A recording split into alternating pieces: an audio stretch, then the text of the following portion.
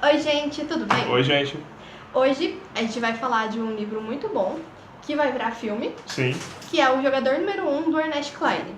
Que no Brasil ele foi publicado pela Leia, mas por enquanto ele tá esgotado.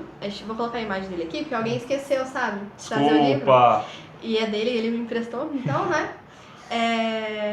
E ele tá esgotado por enquanto, mas como vai virar filme pelo Spielberg, é bem provável que mais pra frente eles façam alguma coisa, edição deluxe. Que eu com toda certeza vou comprar. Super cara, mas a gente vai vender nosso rim pra isso. E porque ele é muito bom, a gente vai falar hoje pra vocês o que a gente achou, os pontos positivos e os negativos, mas calma, nem tudo é negativo, então calma. Você que ama o livro e quer bater na gente, calma. Gente, o livro é bom, Ele a gente é já muito garante bom. isso. Ele é selo de completamente cativante. A história vai começar com o Wade, que é o personagem principal, fazendo uma espécie de prefácio, falando que houve muitas histórias, muitas biografias, e que ele vai contar como realmente a história aconteceu. Mas antes de a gente falar disso, vamos nos focar no passado. Tudo começa com o programador de jogos chamado Holiday. Halliday. É culpa dela, que ela sempre fala. Porque pra mim é legal ele ser um programador e um feriado. Então ele faz um jogo e é um feriado, mas é Halliday, tá, gente? Não é Holiday o nome dele, é Halliday. Então, Halliday era um programador de jogos. A empresa dele, junto com seu amigo Og, é uma das maiores do mercado. E depois de um tempo desapareceu. A empresa ficou sem lançar fazer algum lançamento, coisa do tipo. E eles lançaram um aparelho que foi acessível para todo mundo em si, porque ele custava apenas 25 centavos, que era o Oasis, um aparelho de imersão, tipo os óculos que existem hoje, os VR. E acabando, ele é muito acessível, por ser só 25 centavos, e todo mundo podia comprar ele, independente da sua renda. O mundo, ao passar do tempo, foi acabando os recursos e foi ficando caótico, e as pessoas começaram a usar mais o Oasis para poder fugir da realidade onde esse mundo era. Isso, lembrando que o Oasis, esse jogo, ele foi lançado mais ou menos, a gente não tem certeza se é 2012 ou 2014, porque alguém esqueceu o livro. Mas ele foi lançado nessa época, ou seja, mais ou menos a época que a gente está vivendo hoje. E a história em si, ela vai passar em 2044, 45. Então vai ter acontecido muitas catástrofes naturais. O mundo vai estar caótico, vai estar cinza, vai estar muito pobre. E o Oasis era o seu escapismo, na verdade de todo mundo, né? As pessoas colocavam o capacete, o óculos, as luvas, né, de imersão, e você ia realmente para um paraíso. Exato. Que no livro mesmo mostra essa disparidade. Quando eles narram como é dentro do Oasis, o mundo em si é linda, uma coisa, é multi-universos, tudo mais. Quando narra do lado de fora, é tudo muito pobre, tudo muito horrível, muito triste. E aí a história começa em si com a morte de Halliday. Acabando no dia da morte dele, ele deixou no website, como ele era uma pessoa bem influente, ele tinha a página dele, e deixou uma espécie de placar e vários conteúdos lá referente a um concurso que ele ia criar, que ele criou, de caça a um easter egg que ele deixou dentro do jogo. E quem encontrasse esse easter egg ia conseguir os 240 bilhões de dólares, que era a herança dele, mais como é que fala? A parte dele na empresa, né? O controle dele na empresa. Isso, o controle dele na empresa. Na General. Na GSS, na Gregario Simulator System. Isso, eu já ia errar o nome.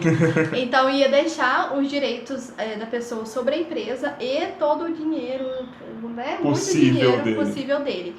E ele era um dos homens mais ricos e poderosos do mundo, apesar, né, que ele criou um negócio, ele criou outro mundo. Então não era à toa. E quando aconteceu isso, que ele deixou um almanaque, que é o almanaque do Anorak, e o Anorak era o nome dele de Avatar, ele criou, na verdade, um boom, que... Vou voltar. O Halliday, ele era apaixonado pelos anos 80, que foi o ano que ele viveu a infância e adolescência dele.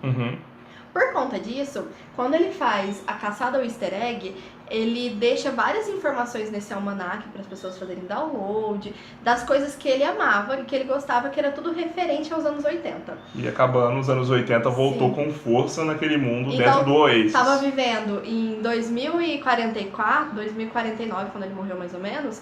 2049 não, 2039. Ai, desculpa, 2039. Que ele morreu e ele deixou esse almanaque, essa busca pelo easter egg, pela fortuna dele, ele trouxe de volta os anos 80, 1980. Então era assim, as pessoas se vestiam igual 1980, as pessoas ouviam as músicas, viam séries, os filmes, liam os livros, tipo, jogavam jogos, a coisa virou, na verdade, uma loucura. E várias pessoas ficaram obcecadas por isso para conseguir esse dinheiro, esse prêmio. Isso, e as pessoas elas eram consideradas os caçadores de ovos, que o Wade, que é o personagem principal, vai ser. Ele, igual todas as pessoas do mundo e igual a maioria que vivia na pobreza, queria muito achar esse easter egg, então fez como se fosse uma forma de vida estudar o almanaque do Anorak e conseguir a fortuna do Halliday. Aí, só que, né, vai passar muitos anos e ninguém consegue encontrar absolutamente nada. Ele deixa a primeira pista, só que ninguém consegue desvendar, sabe? Na verdade, ele deixa a primeira pista que é assim, não vou te contar qual é a primeira pista, que não vai ter graça. O Wade até descobre a primeira pista antes de todo mundo, tal. E o carinha de Harvard, ou Yale, uma universidade também descobre. Mas eles ficam 5 anos parados, eles não conseguem encontrar nada. Esses 5 anos, um monte de gente já abandonou a caça, esqueceram. Sim, e acabou os anos 80 também. Só que, 5 anos depois, quando o Wade tem mais ou menos 17 anos... 18 anos ele 18 anos. Aparece um nome no placar, que é o do Percival, que é o nome de avatar do Wade. Ele é a primeira pessoa a conseguir descobrir a primeira pista e conseguir a primeira chave. Porque na história são 3 chaves. Chave de bronze. Chave de bronze, a chave de jade e a chave de cristal. E de cristal. Que são as 3 chaves que eles só vão descobrir, né? Que vai precisar dessas chaves quando o Wade passa o primeiro portão. Aí passa a primeira chave. Que assim, você passa uma prova, você descobre a chave, essa chave tem uma pista. Essa pista leva para um portão. Aí você entra, você tem a missão do portão. Missão do portão. Ganha mais uma chave, a chave tem uma pista. Tem que desvendar o mistério da chave então, para fazer fácil, um ciclo vicioso. Gente? Não era um negócio fácil, não.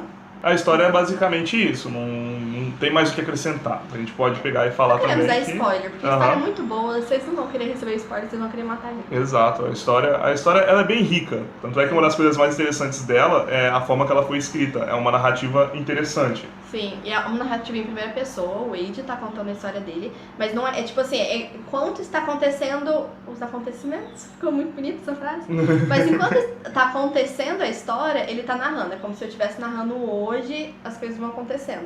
Aí às vezes ele dá uma distanciada, mas é muito rara, né? Tipo, se estivesse pensando hoje. Exato. E tem outros personagens, obviamente, né? Porque e os personagens realmente, os personagens são bem cativantes nessa história. Tanto é que no placar, quando acontece, aparecem 5 nomes. Sim. E mais um do vilão. Sim. A gente odeia esse vilão. Sorrento é o vilão. Maldito. O nome dele já é horrível. Sorrento. Parece que ele tá... Tem alguma coisa no cara. Maldito Sorrento. Mas as pessoas que acompanham junto ao Wade, a Artemis, o Wake e o Daito e o Shoto, eles são personagens que têm um fundamento na história em si. Eles todos se conectam e todos eles têm um peso que vai ser realmente fundamental para a história à frente. E um sempre vai precisar do outro na história, por mais que eles não queiram, às vezes, pro Wade conseguir passar um portão, ou pra Artemis conseguir passar uma fase, um acaba ajudando o outro. De certa forma. E é muito legal. É muito ver o quanto os personagens secundários são tão bem escritos e são tão ricos, porque às vezes são personagens muito niveladozinhos, só servem pra fazer com que o personagem principal seja muito fodão. E na verdade eles estão muito no mesmo nível, às vezes... Um supera o outro e eles se equilibram sempre. Melhor personagem, nossa, ela é muito boa. Eu tô com muito medo da adaptação dela no cinema. Eu espero que fique bem condizente a ela. Ela mesmo. E do Wake. Do Wake. Porque são personagens muito bons, eles têm acontecem umas coisas na história que você fica... Meu Deus! 1 minuto de silêncio, deixa eu fechar o livro, respirar e vamos voltar. Exato. Você fecha só por 30 segundos, respira e vamos voltar e ver o que vai acontecer. Isso é um ponto muito bom. Sim. Esse é um dos melhores pontos da história. Tanto é que, tipo, todos os personagens têm um fundamento, tanto eles que, tipo, influenciam o personagem principal a mudar seus pontos. De pontos de vista. A gente falou dos 5 personagens e o Sorrento também. E o Sorrento, ele é aquele vilão que você não... Convenhamos, ele não tem nada de diferente, não acrescenta algo a mais. Você não vai ver uma coisa diferente nesse vilão. Mas ele é um ótimo vilão naquilo que ele faz. Você pega ódio, você odeia ele a partir do primeiro momento que ele aparece. Ele não tem escrúpulos, então você vai ver durante a história que, olha, ele tocou foda-se. Então, exato. É só isso que a gente pode te dizer. Ele é um vilão que não tem escrúpulos, você vai ver ele fazer coisas muito ruins pra conseguir achar o easter egg do Halliday. Então a gente vai falar um pouco dos pontos positivos e negativos. Porque não dá pra contar muito da história, porque senão vai dar um puto spoiler, a gente não quer isso pra você. Mas um ponto positivo ou negativo? Positivo? Vamos falar um ponto negativo. A gente falou um positivo, vamos falar um negativo. Sim. Um dos pontos negativos da história em si é que a leitura se torna um pouco maçante por ter muita referência. Como é um livro focado falando sobre os anos 80, por causa da própria história referente ao Halliday, você vai focar muito em referência do passado e na época que a gente tá, somos novos, não vamos saber tantas coisas que tinham naquela época. Que aí entra naquela coisa, se você viveu alguma parte da sua vida, sua infância, adolescência, né, quando você já tá pensando, nos anos 80, você vai pegar as referências, nem só uma parte delas. Agora, por exemplo, eu que não nasci nos anos 80 e que vivi minha infância nos anos 90 e 2000, tinha coisa, gente, de verdade. Mas... eu até tentei pesquisar no começo, mas aí depois você desiste. Exato, esse é um lado bom que ela acabou de citar, porque você pode pesquisar isso, Sim. Você pode se aprofundar sobre esse passado e conseguir um conhecimento a mais. Sim.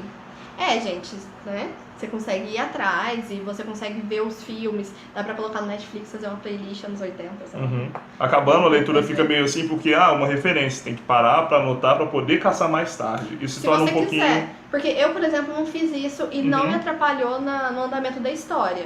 Lógico que às vezes ele falava de alguma coisa, eu queria muito entender o que ele estava falando. Sim. Mas não, na narrativa ela não vai te prejudicar.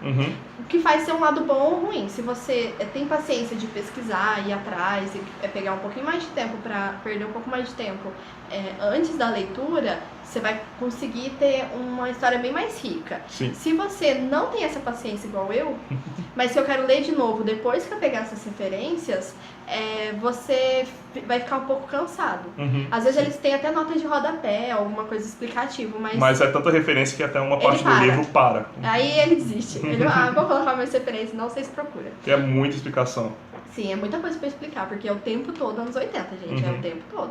Mas isso não prejudica o andamento, a história é muito boa, apesar disso. Outro ponto negativo também é que na própria escrita do autor, ele pega bastante detalhe em algumas horas, então você fica maçante numa parte que não passa, sendo que você já entendeu o que ele quis passar ali. Sim, tem hora que você fala, não, lindo, vai chega, frente, já vai. deu, já deu. sei como é o porão. Então, assim, ele vai narrar, você vai ter uma experiência, pra mim foi quase visual, eu consegui enxergar aquele ambiente muito bem projetado. Sim. Então eu consegui, mesmo tinha coisa que eu não sabia o que era por causa de, né, tem uma coisa que eu não tenho contato, eu consegui imaginar mais ou menos, porque ele explicava muito bem. Só que chega uma hora que cansa. Você cansa, sim. Então, mas de verdade, se você tiver paciência por passar essas partes, e que acontece muito na primeira parte do livro, que o livro é dividido em 3 partes, cada um relacionado a uma chave, fica bem mais fácil. Fica bem mais fácil e você... Tipo assim, você quer desistir às vezes no capítulo, mas não desiste, vai em frente, porque chega uma hora que ele para de exceder a descrição, sabe? Exato. Fazer excesso de descrição. Então vale a pena. Comparação que não vale, mas vale. Mas vale muito a pena. Vale muito a pena. Outro ponto positivo que a gente pode citar, a gente citou os 2 pontos negativos da história, cara, esses. Cara, é verdade, olha, pra você ver, é muito pouco ponto negativo pra falar, não vou ler por conta disso.